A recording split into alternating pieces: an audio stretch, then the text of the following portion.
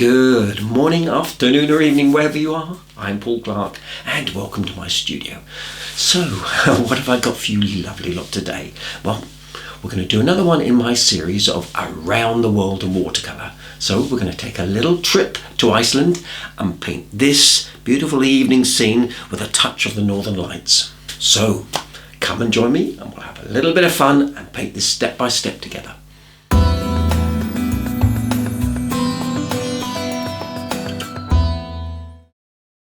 Right, so this is a print of an old painting I did years ago, and it's definitely got a Northern Lights vibe about it. Now, I'm not sure exactly where it is, but I'm fairly certain it's somewhere in Iceland. Now, I'm not sure also where I got the reference from, so I hope I'm not infringing anyone's copyright. Now, what I find appealing about it is the colour palette. Using the complementary colours of yellows and golds with shades of blue to me always gives a wonderful effect. So, I'm going to base this week's tutorial on this painting. But I've always been fascinated with these turf houses found in Northern Europe, especially in Iceland, so I'm going to add them into the scene. So I did a quick sketch and I'm reasonably happy, but I'm not sure the green works, especially as this is an evening scene, so I'll probably paint those blue. Okay, today's materials. My paper is some Arche, it's a cold press finish, £140, 100% cotton, it's on a block so I won't need stretching, but of course any decent watercolour paper will do. My colours today are cadmium yellow, cadmium orange, phthalo blue and phthalo green. You could use some Viridian if you have it, cobalt blue, Payne's grey and burnt umber, and 3 brushes from my range, 3/4 inch flat, number 12 and number 6 round. Pencil sketch, yep, this one free to download from my website, link in the description below. Off we go, and using my flat brush and some clean water, painting in the sky, around the hills on the left, but right down above the buildings on the right. Now, you'll have to forgive me if I sound a bit snuffly. I think I've got a touch of hay fever. It's making me sound a little bit groggy. So, using my flat brush straight in with a nice warm mix of cadmium yellow and cadmium orange. Always start with the lighter colours first. And here, this is some straight cadmium orange, and you do have to work nice and quickly because all of this needs to go into the wet. Now, I'm using quite a lot of colours in the sky, and I don't need to talk them through with you, so I'll just list them down below. And if I'm honest, I've got a plein air painting day in a couple of days, and I want to save my voice.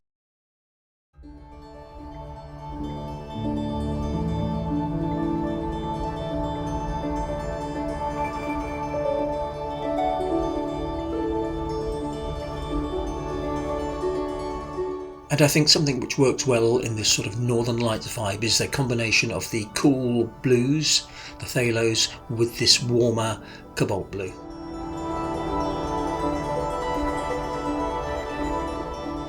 Now, it looks a bit of a blobby mess at the moment, but as the paint begins to dry, hopefully these colours will merge naturally.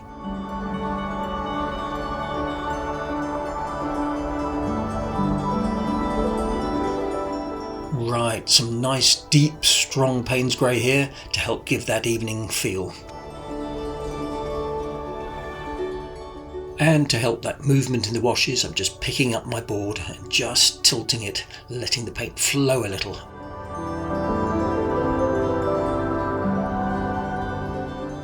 And as it begins to dry and you get to that damp stage, you can see some of the areas which might need brightening up a bit.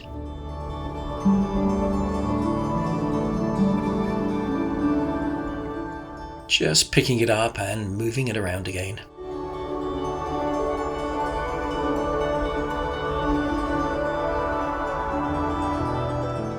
Right, next I'm dropping in a few dollops of clean water here into a damp wash, and hopefully that should create a nice back run and maybe the effect of a sunburst. Yep, I think that's worked pretty well. More luck than judgment. Now, you may notice I missed out the filming of that dark mountain in the background on the right, and that was just dropping in some Payne's grey into the wet wash. Okay, for these hills I'm using my number 12 brush and some cadmium yellow, but I'll drop a few colours into the wet and I'll list them below again.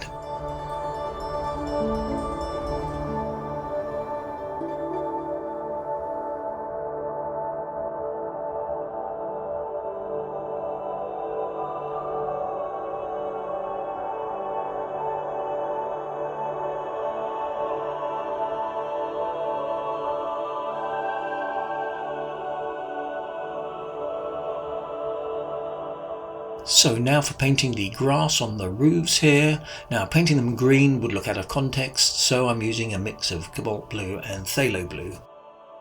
Now if you feel more confident using a smaller brush, please do, but I'm continuing with my number 12.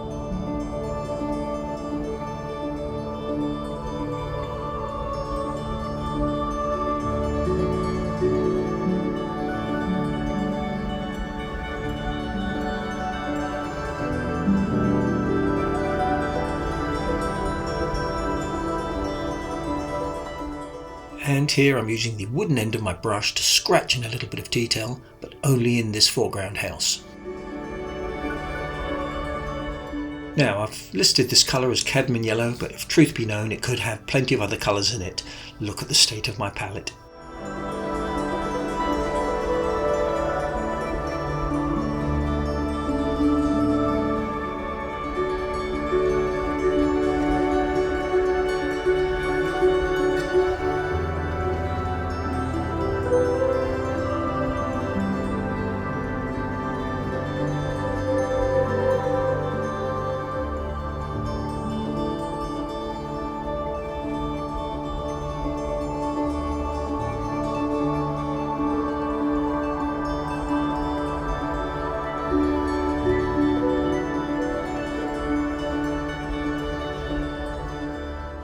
Now for the stone walls in front of the houses, I'm using a watery Payne's grey.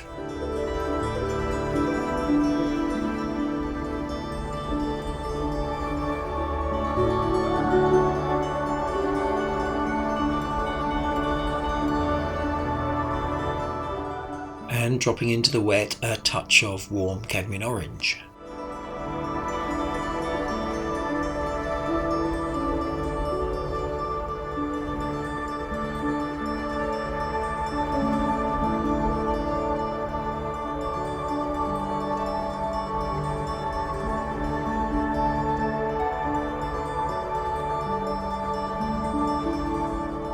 A few blue stones in the wall, but fairly transparent to let the original wash show through. Next I'm building up the detail and I'm using some fairly strong value Payne's grey and my number 6. And I'm obviously negative painting the windows, just painting around them. So I must tell you a little story, and I promise this isn't one of my terrible dad jokes. Now a few years back I bumped into an old friend who I hadn't seen for years. "How's it going?" I said. He replied, "Yeah, I'm okay, nothing much happening." "Well, what have you been up to?" I asked. "Well," he says, "I have just been to Iceland." Blimey, I thought, he's hard to please. Most people would love a trip like that. "Did you enjoy it?" I said. Not really," he replied. Anyway, we chatted for a few moments, but he said he had to dash to get his shopping into the fridge. That's when I noticed the white carrier bag with the Iceland logo on it. For those of you who may not be aware, it's a cheap UK frozen food supermarket.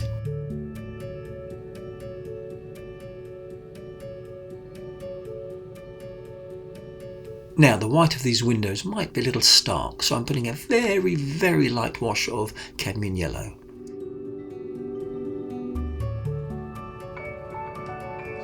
And when that's dry, I'm coming back in with a really strong mix of Payne's grey for these details.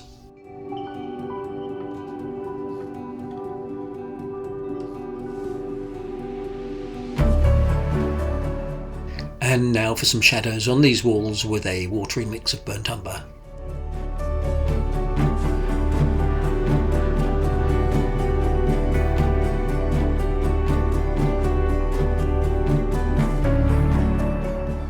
And now for the details in these windows, Payne's grey again, and just simple little strokes. Just try and do them in one go if you can.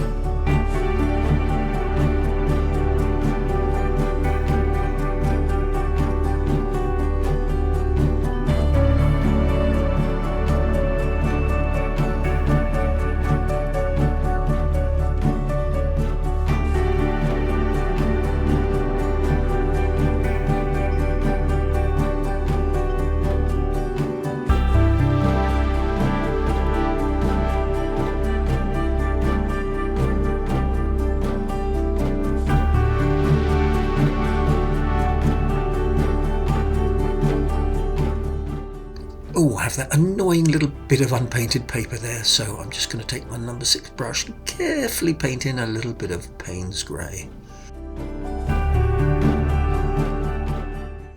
Those two we can turn into birds later.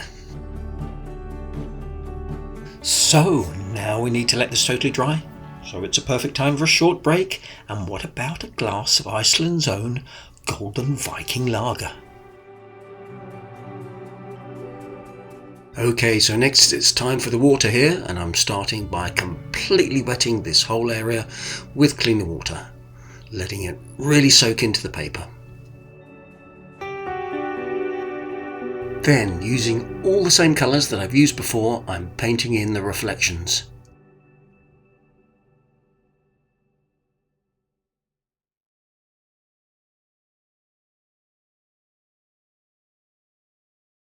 Now, it's always worth remembering with reflections that whatever elements you have above, the reflection in the water is always going to do the opposite.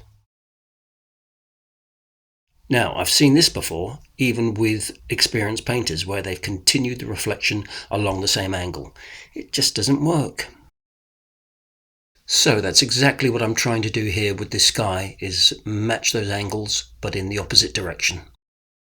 And of course, you do have to get a move on, because all of this has to be done wet in wet. And I'm using my flat brush for this.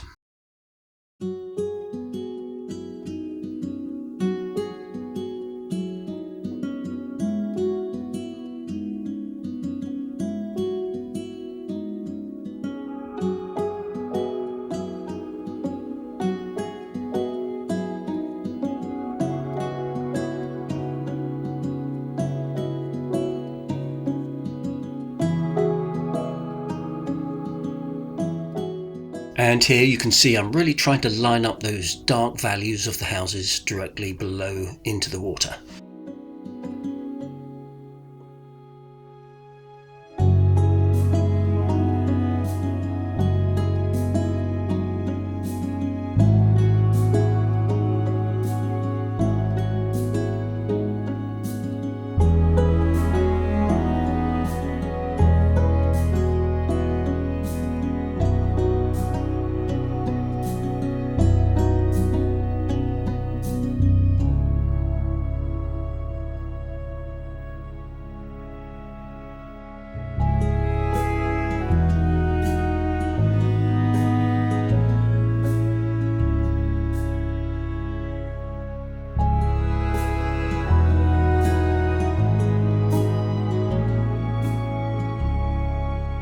And here I'm just lifting out with a damp brush those lighter areas from the reflection of the stone walls.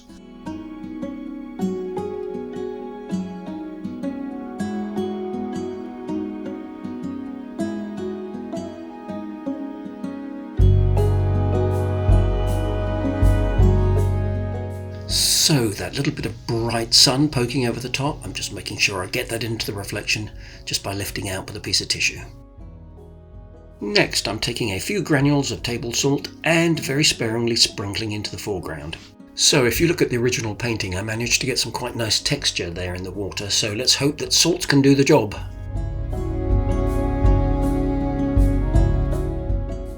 But I'm also splatting in, while it's still damp, just a few little blobs of clean water.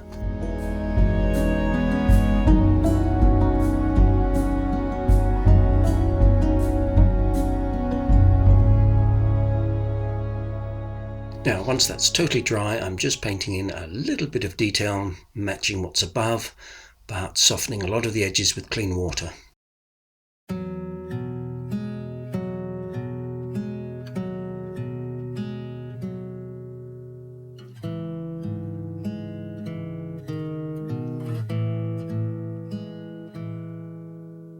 You came with summer, a love like no other. Out of all the flowers, I'd always pick you.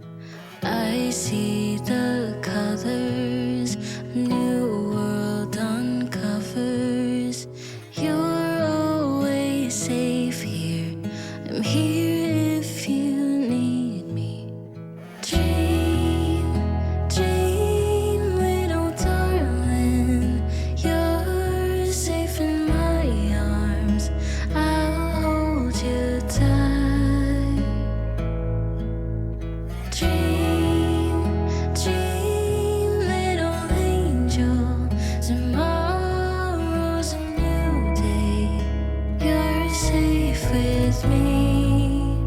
Dream, darling, dream. Now I think it's important that you get a clear division where the land meets the water, so I'm just using this burnt umber to give us a nice little ridge along the edge. My love is endless, to the moon and back again. For the stars in the sky, you shine the brightest. Right, so at this stage I'm noticing the value of the water is much lighter than the value of the sky, and also I think the salt effect is a little bit over the top. So I'm re-wetting again with clean water, being very careful not to disturb the washes underneath, and then dropping in some colours again.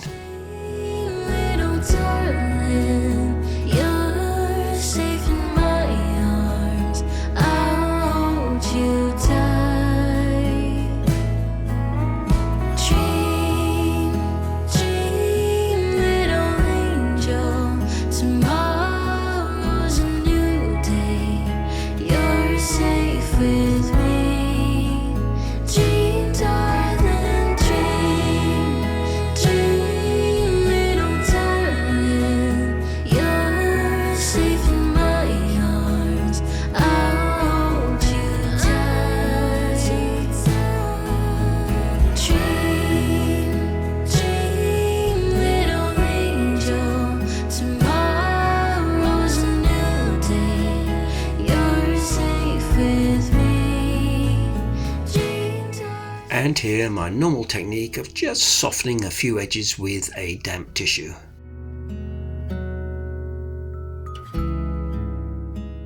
Okay, so next I'm after some soft reflections in the water, so I'm just taking some clean water, going back and forth with my number 6 brush, and then lifting out with a tissue.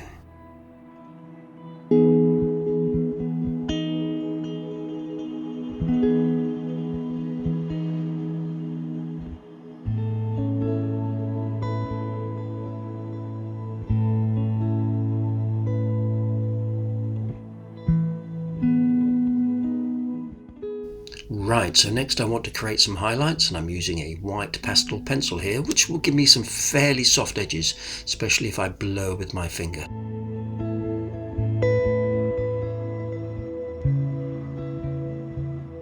Just a little bit of light touching the top of the roofs. Next, for some really bright white, I'm using some nice gooey gouache straight from the tube, and I'm going to turn those 2 little white dots into birds, and then add a few more. I think they're nice painted light in a white colour, as they're just being hit by the light. And also some little touches of light in the water, and if you paint it on fairly thick, you'll pick up the texture from the paper.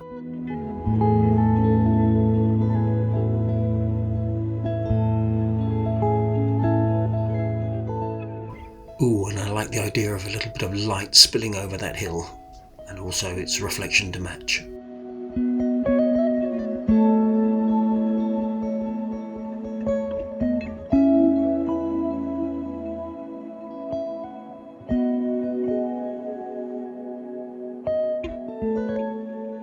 And just lining up those windows and smudging down again with my finger.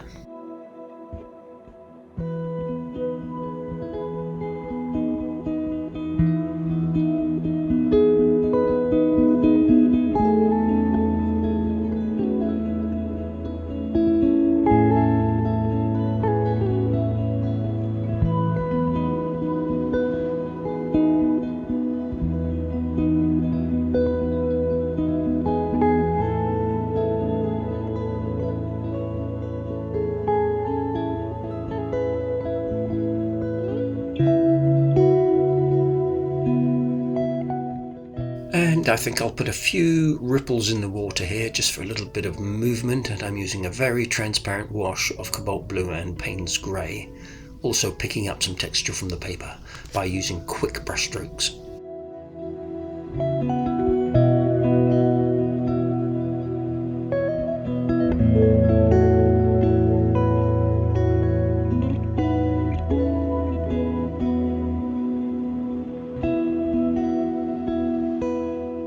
Right, let's try another method of getting some white highlights, and this is a Posca white ink pen. It's rather ideal for putting in little stars in the sky.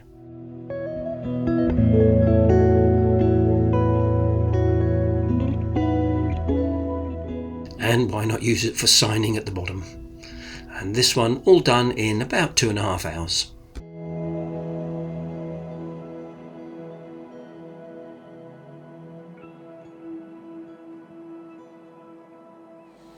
Well, I hope you enjoyed that as much as I did, and you'll give it a go. Let those watercolour paints flow, experiment, make it your own, and most important, relax and enjoy the experience. And this is definitely one you could probably do in one session. So if you're interested in any of our trips, workshops or holidays, I'll link in the description below. Maybe one day we'll go to Iceland. The country, not the shop, anyway. As always, please don't forget to like, subscribe if you haven't already, leave a comment. I do read every single one, can't always reply to them all. And of course, have a wonderful week. I'll see you all again for another Watercolour Wednesday. Take care.